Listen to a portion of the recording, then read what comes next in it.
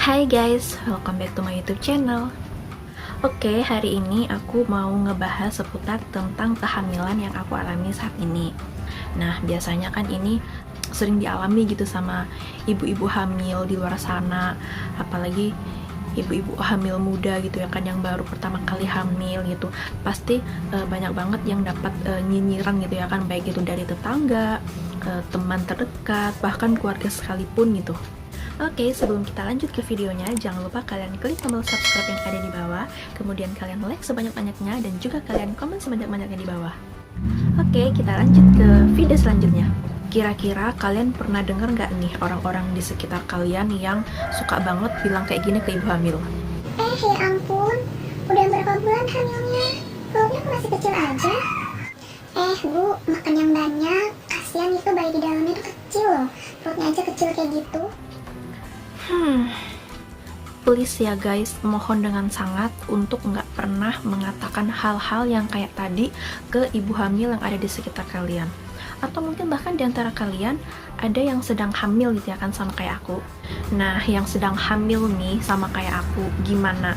Pasti pernah kan dapat nyinyiran atau dapat perkataan-perkataan yang gak enak banget dari orang-orang sekeliling kalian seputar tentang bentuk perut dari si ibu hamil ini.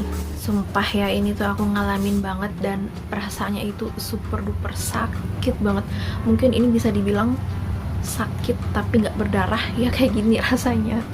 Nah, berdasarkan pengalaman aku ini, aku mau mencoba sharing ke kalian kira-kira hal-hal apa sih yang bisa mempengaruhi bentuk, ukuran, atau besar kecil dari perut si ibu hamil ini. Nah, tentunya ukuran dari masing-masing perut setiap ibu hamil itu bakalan berbeda. Jadi, jangan sekali-kali kalian membeda-bedakan gitu ya kan, antara ukuran perut si ibu hamil A dengan perut si ibu hamil B. Nah, di sini aku bakalan ngejelasin tentang hal-hal apa aja sih yang bisa mempengaruhi ukuran perut atau besar kecil perut dari si ibu hamil ini. So, disimak baik-baik ya videonya. Ini tuh bisa jadi bahan edukasi untuk kita semua gitu ya kan, agar kedepannya itu bisa diharapkan nggak ada lagi yang namanya nyinyiran-nyinyiran untuk ibu hamil gitu ya kan, terutama ibu hamil yang baru hamil anak pertama. Kasihan gitu ya kan, dia udah hamil, dia tuh butuh support, butuh dukungan, bukan butuh nyinyiran gitu, supaya dia tuh bisa lebih enjoy lagi gitu ya kan dalam menjalani masa-masa kehamilannya gitu. Nah, di sini aku bakalan ngejelasinnya dan membagi hal-hal apa aja yang mempengaruhi itu dalam dua tipe. Yang pertama itu hal-hal yang bisa dikatakan normal, dan yang kedua itu hal-hal yang tidak normal. Nah, yang tidak normal ini itu penting banget untuk segera kita memeriksakannya ke dokter. Oke, di sini aku bakalan ngebahas dulu hal-hal yang normal dulu ya.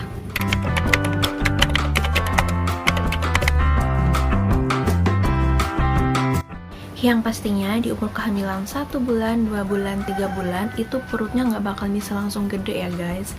Sama seperti yang aku bilang tadi, semua itu dipengaruhi oleh yang namanya perkembangan janin. Nggak mungkin kan perkembangan janin kehamilan 1 bulan itu sama dengan kehamilan yang 9 bulan. Ya logika aja gitu.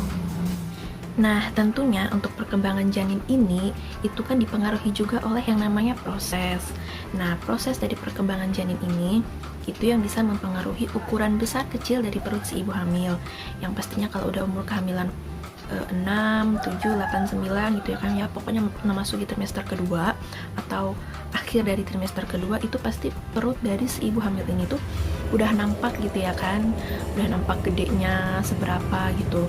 Yang penting ukuran perut dari si ibu hamil ini tuh udah sesuai dengan umur kehamilannya, ya udah nggak ada yang dipermasalahin gitu ya kan, mau dia kecil mau dia besar, yang penting kalau memang dokter udah bilang perkembangannya sehat, janinnya, ibunya juga sehat, ya nggak ada masalah gitu.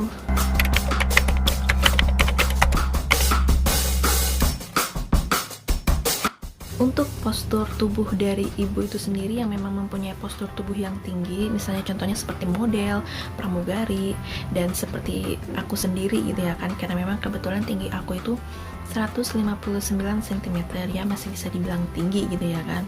Dan itu yang memang bisa mempengaruhi besar kecil dari ukuran perut si ibu hamil itu.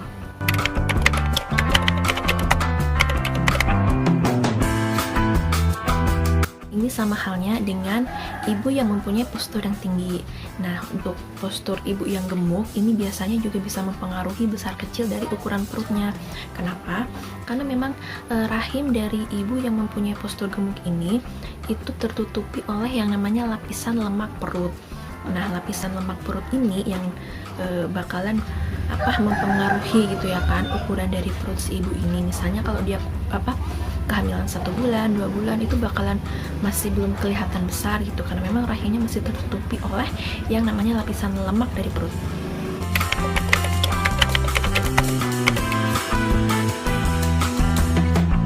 Ya jelas banget gitu karena memang jumlah janin yang ada di dalam kandungannya itu ya memang berbeda jumlahnya gitu. Untuk yang kehamilan tunggal itu kan janin di dalam perut itu kan 1, jelas ukurannya itu berbeda dengan ibu hamil yang hamil kembar gitu yang memang janinnya itu lebih dari 1. Biasa sih kan 2 gitu ya kan. Perut dari ibu yang memang janinnya tunggal dengan ibu yang memang janinnya kembar itu pasti besar kecil dari perutnya itu bakalan berbeda. Justru lebih besar ibu yang memang sedang hamil kembar karena memang janin di dalamnya itu lebih dari 1.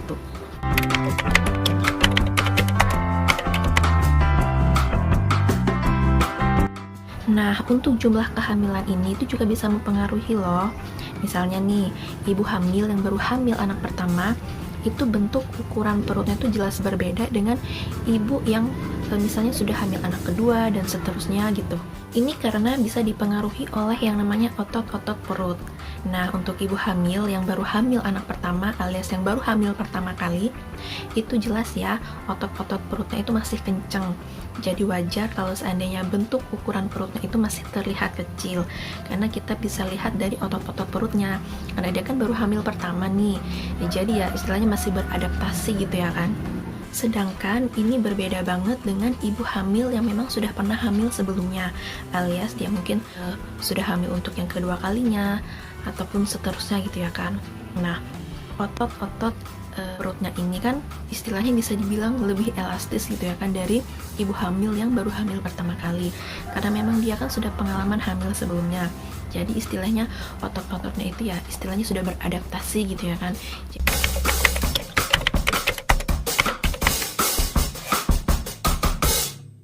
Ketika kita sudah memasuki usia kehamilan akhir dari trimester kedua alias mau memasuki trimester ketiga, biasanya kan janin itu kan lagi aktif-aktifnya nih. Kadang saking aktifnya gitu ya kan dia sampai muter-muter sesuka hatinya dia gitu ya kan, salto-salto sesuka hatinya dia gitu. Jadi posisinya itu, posisi si janin ini nih bisa mempengaruhi juga besar kecil dari perut si ibu hamil ini.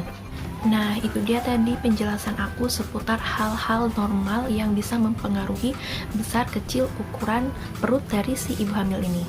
Oke, selanjutnya aku bakalan ngebahas tentang hal-hal yang gak normal yang bisa mempengaruhi besar kecil dari perut si ibu hamil ini. Nah, yang jelas tentunya untuk hal-hal yang gak normal ini kalian bisa langsung memeriksakan kehamilan kalian ke dokter ya, lebih tepatnya untuk pemeriksaan USG supaya kita lebih tahu kira-kira penyebabnya apa nih gitu ya kan, untuk ya hal yang gak normal ini sehingga bisa langsung secepatnya ditangani.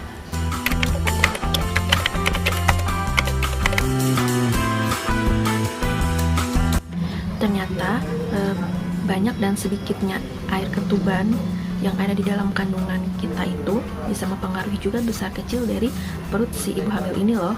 Karena memang rahim yang meregang ini itu ya bisa dipengaruhi oleh banyak dan sedikitnya dari air ketuban itu sendiri.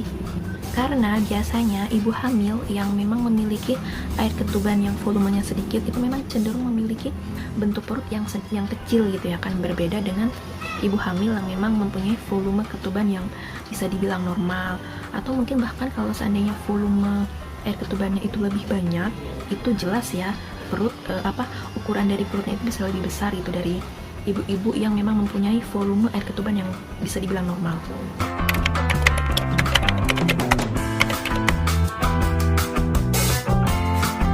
Nah, tentunya ini udah jelas banget ya kalau seandainya ukuran janin ini juga memang bisa mempengaruhi besar kecil dari perut si ibu hamil ini. Kalau seandainya janinnya kecil, ya otomatis perutnya kecil. Kalau janinnya gede, ya otomatis perutnya juga gede. Tentunya hal-hal yang tidak normal ini itu bisa dideteksi dengan pemeriksaan USG. Untuk jumlah volume dari air ketuban itu sendiri juga bisa dideteksi gitu ya kan melalui USG. Apakah dia sedikit, apakah dia normal, atau mungkin bisa dibilang volumenya itu terlalu banyak. Dan juga ukuran janinnya itu juga bisa dideteksi dengan pemeriksaan USG.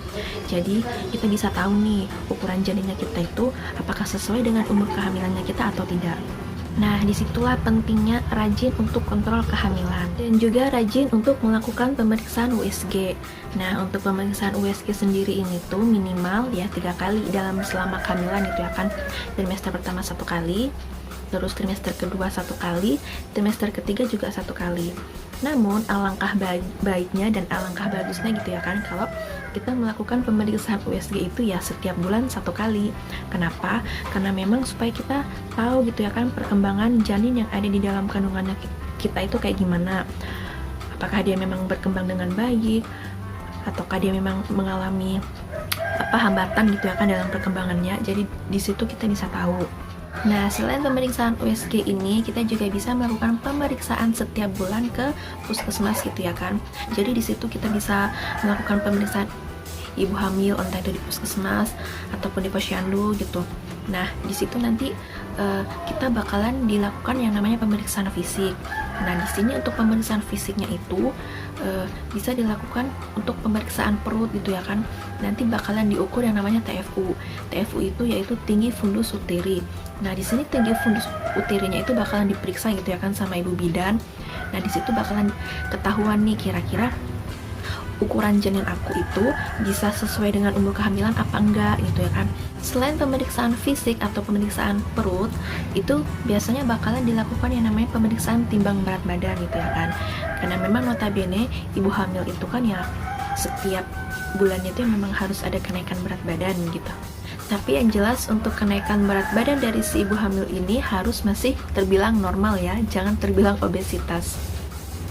Selain itu juga, selain kita mendapatkan pemeriksaan fisik, kita juga bakalan dikasih vitamin-vitamin untuk penunjang selama kehamilannya kita gitu. Seperti misalnya tablet tambah darah, terus kalsium, dan vitamin-vitamin lainnya yang bakalan dikasih ketika kita melakukan rutin periksa hamil.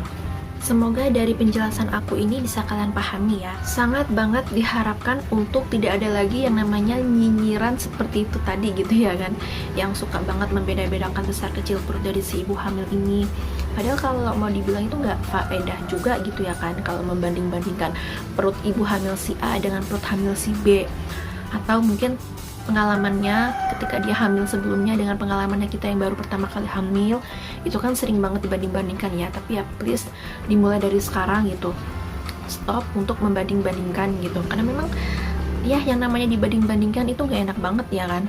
Apalagi nih ya, yang namanya ibu hamil itu kan dipengaruhi yang namanya hormon gitu.